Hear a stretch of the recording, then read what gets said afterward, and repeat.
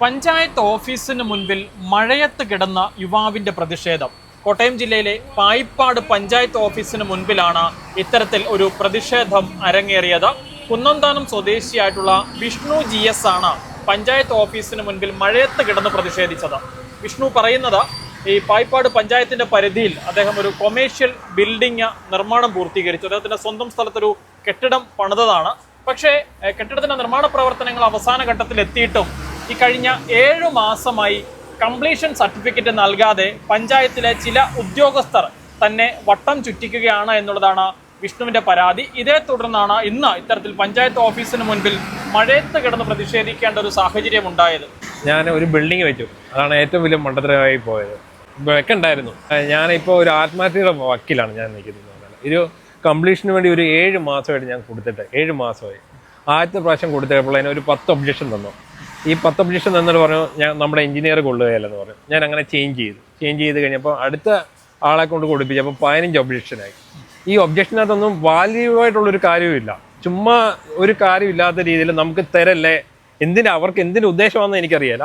എന്ന് പറയാനല്ല, പഞ്ചായത്തിലുള്ള എല്ലാവരും ഒന്നും ഞാൻ പറയില്ല, അവിടുത്തെ അസിസ്റ്റന്റ് എഞ്ചിനീയർ അവരാണ് ഈ പ്രശ്നങ്ങളെല്ലാം ഉണ്ടാക്കിയിരിക്കുന്നത്. നമുക്ക് എന്ന് പറഞ്ഞാൽ ഒരു പ്രസ്ഥാനം, ഒരു കാര്യം നമുക്ക് ഇവിടെ തുടങ്ങാൻ പറ്റുകയില്ല ഈ ഇങ്ങനെയുള്ള ഉദ്യോഗസ്ഥരെ കൊണ്ട് തന്നെ.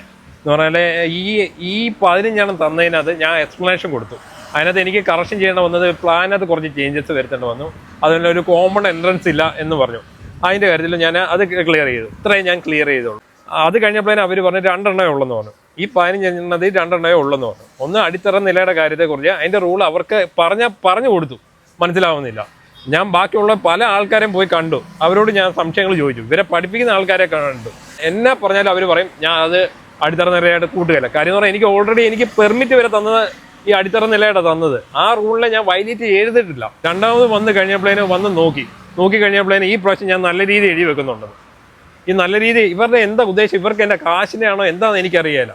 ഇത്രയും നമ്മൾ എന്ന് പറഞ്ഞാൽ ഒരു റൂളിനെ വയലേറ്റ് ചെയ്തിട്ടില്ല. വയലേറ്റ് ചെയ്യാണ്ട് ഈ പ്രശ്നങ്ങളാണ് ഈ റൂൾസിനെ വയലേറ്റ് ചെയ്തെന്ന് പറഞ്ഞിട്ട് ഫുള്ള് എഴുതി വെച്ചത്. ശരിക്കും പറഞ്ഞാൽ നമ്മളെ ജീവിക്കരുത്, നമ്മളെ നശിപ്പിക്കുക എന്നാണ്. അവരുടെ ഫ്രണ്ടിലേക്ക് ചെന്ന് കഴിഞ്ഞാൽ നമ്മളൊരു പട്ടിയുടെ വിലയാണ്. എന്തിനാ വന്നേ? അത് വരുമ്പോഴേനെ കണ്ടാൽ മതി, നോക്കിയാൽ മതി എന്നുള്ള രീതിയിൽ. ഈ രണ്ടാമത് പോയി നോക്കിയപ്പോഴേനും മേഡം എന്താ വയലേഷൻ ഉള്ളത്, ആ റിപ്പോർട്ട് വരുമ്പോൾ കണ്ടാൽ മതിയെന്ന്. ഞാനാണെങ്കിൽ സഹി കേട്ടിട്ട് ഞാൻ പാർട്ടി ഓഫീസിൽ ചെന്ന് പറഞ്ഞു.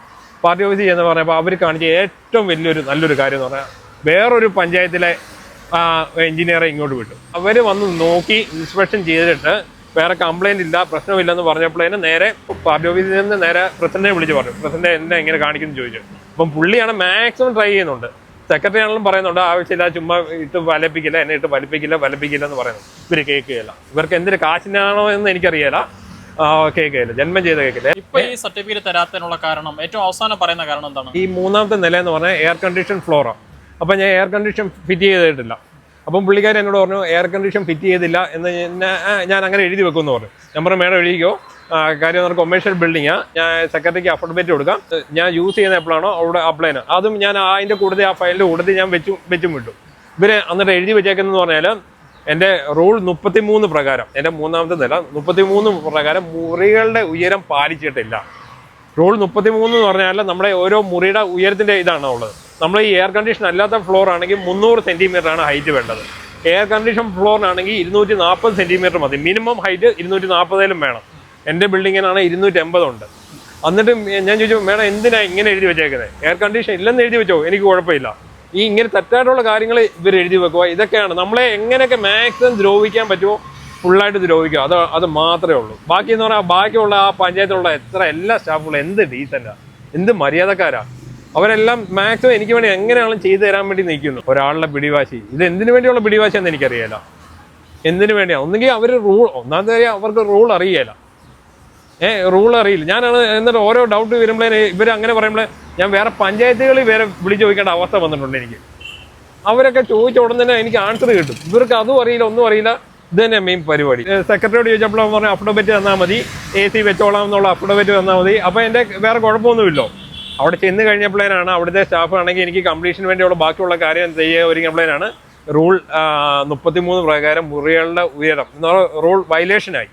നമ്മൾ ഇതായിട്ട് വെറും പട്ടിയെപ്പോലൊക്കെ കണ്ടേക്കുന്നത്, വെറും പട്ടിയെപ്പോലെ.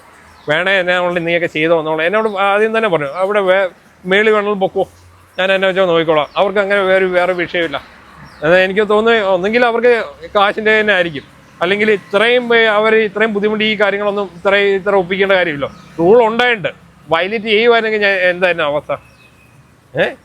വയലേറ്റ് ഞാൻ ഒരു റൂളും വയലേറ്റ് ചെയ്ത കറക്റ്റായിട്ട് ഓരോ കാര്യങ്ങൾ ഓരോന്നായിട്ട് എണ്ണിയാണ് ഞാൻ കാണിച്ചു കൊടുത്തിട്ടാണ് ഈ 15 എണ്ണത്തിൽ ഒന്നാക്കിയത്. ഞാൻ അങ്ങനെയാണ്.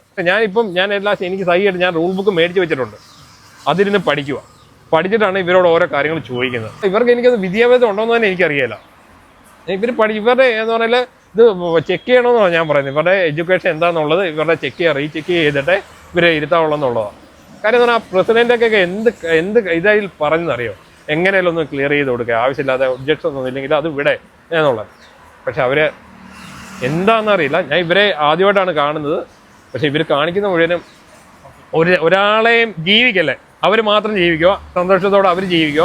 പക്ഷെ നമ്മളാരും ജീവിക്കല്ല, നമ്മളാരെയും രക്ഷപ്പെടുത്തല്ലേ എന്ന് പറയാൻ. നമ്മളെ ഇതിനകത്ത് ശരിക്കും പറഞ്ഞാലേ ഞാൻ ഇപ്പോൾ ഒരു കാര്യം മനസ്സിലായെന്ന് പറഞ്ഞാൽ, നമ്മുടെ ഈ നാട്ടിൽ ഏത് പാർട്ടി വന്നോട്ടെ, പാർട്ടി കയറിക്കോട്ടെ, നമ്മുടെ നാട് നന്നാവുകയല്ല.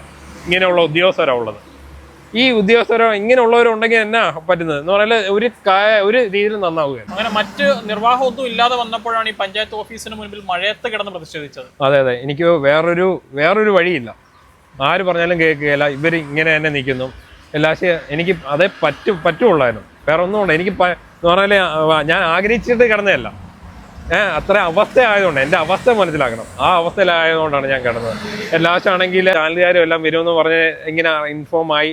അത് കഴിഞ്ഞപ്പോഴേനാണ് നേരെ ആണെങ്കിൽ പഞ്ചായത്ത് സെക്രട്ടറി വന്നിട്ട് എല്ലാവരും കൂടെ എന്നെ പിടിച്ചുകൊണ്ട് പോയി തിരുത്തിയിട്ടാണെങ്കിൽ അപ്പോൾ അവർക്കെല്ലാം കാര്യം മനസ്സിലായി. എന്ന് പറഞ്ഞാൽ എൻ്റെ കൈ കുറ്റമില്ലെന്നുള്ളത് 100% അവർക്കെല്ലാം ഗ്യാരണ്ടിയാണ്. എന്ന് പറഞ്ഞാൽ എൻ്റെ വിഷമം എന്നാ പറയട്ടെ, ഇതിനകത്താണെങ്കിൽ എയർ കണ്ടീഷൻ ഫിറ്റ് ചെയ്തില്ലെന്ന് അവർ എഴുതി വെച്ചിരുന്നത് എനിക്ക് വിഷയമില്ല.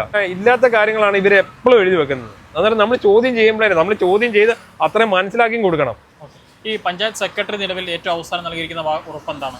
നാളത്തേക്ക് ഞാൻ AC കൂടെ ഫിറ്റ് ചെയ്ത് വെച്ച് കഴിഞ്ഞാൽ നാളത്തേക്ക് എനിക്ക് കംപ്ലീഷൻ തരാമെന്നാണ്. നാളെ ഉച്ചയാകുമ്പോഴേ ഈ കംപ്ലീഷൻ തന്നിരിക്കും എന്നുള്ളതാണ് ഉറപ്പ് തന്നേക്കുന്നത്. സെക്രട്ടറിയുടെ ഭാഗത്തു നിന്നുള്ള ഉറപ്പാണ്? സെക്രട്ടറിയുടെ ഭാഗത്തു നിന്നുള്ള ഉറപ്പാണ് തന്നേക്കുന്നത്. അതൊക്കെ അദ്ദേഹമൊക്കെ എന്ത് നല്ല മനുഷ്യനാണ്. കോട്ടയം ജില്ലയിലെ പായിപ്പാട് പഞ്ചായത്ത് ഓഫീസിന് മുൻപിലാണ് ഇത്തരത്തിൽ വ്യത്യസ്തമായ ഒരു പ്രതിഷേധം ഇന്ന് രാവിലെ അരങ്ങേറിയത്. കുന്നന്താനം സ്വദേശിയായ വിഷ്ണു GS, അദ്ദേഹം ചങ്ങനാശ്ശേരി ടൗണിൽ ഒരു കൊമേഴ്ഷ്യൽ ബിൽഡിംഗ് പണിയുന്നു. ഏതാണ്ട് 7 മാസങ്ങൾക്ക് മുൻപ് ആ കെട്ടിടത്തിന്റെ നിർമ്മാണ പ്രവർത്തനങ്ങൾ അവസാന ഘട്ടത്തിലേക്ക് എത്തിയതാണ്. പക്ഷേ പായിപ്പാട് പഞ്ചായത്തിലെ ചില ഉദ്യോഗസ്ഥരുടെ പിടിവാശി മൂലം ഈ കെട്ടിടത്തിന് കംപ്ലീഷൻ സർട്ടിഫിക്കറ്റ് നൽകുന്നില്ല എന്നുള്ളതാണ് വിഷ്ണുവിന്റെ പരാതി. അങ്ങനെയാണ് ഇന്ന് പഞ്ചായത്ത് ഓഫീസിന് മുൻപിൽ മഴയത്ത് കിടന്ന് പ്രതിഷേധിച്ചത്. എന്താണെങ്കിലും ആ പ്രതിഷേധത്തെ തുടർന്ന് ഇപ്പോൾ പഞ്ചായത്ത് സെക്രട്ടറി വാക്ക് നൽകിയിരിക്കുകയാണ്. നാളെ ഉച്ചയ്ക്ക് ശേഷം തന്നെ ഈ കംപ്ലീഷൻ സർട്ടിഫിക്കറ്റ് നൽകും എന്നുള്ളൊരു ഉറപ്പാണ് ഇപ്പോൾ വിഷ്ണുവിന് ലഭിച്ചിരിക്കുന്നത്. ചങ്ങനാശ്ശേരിയിൽ നിന്നും അരുൺ മലയിലിനൊപ്പം Rahul Irumbukuzhi, focus news TV.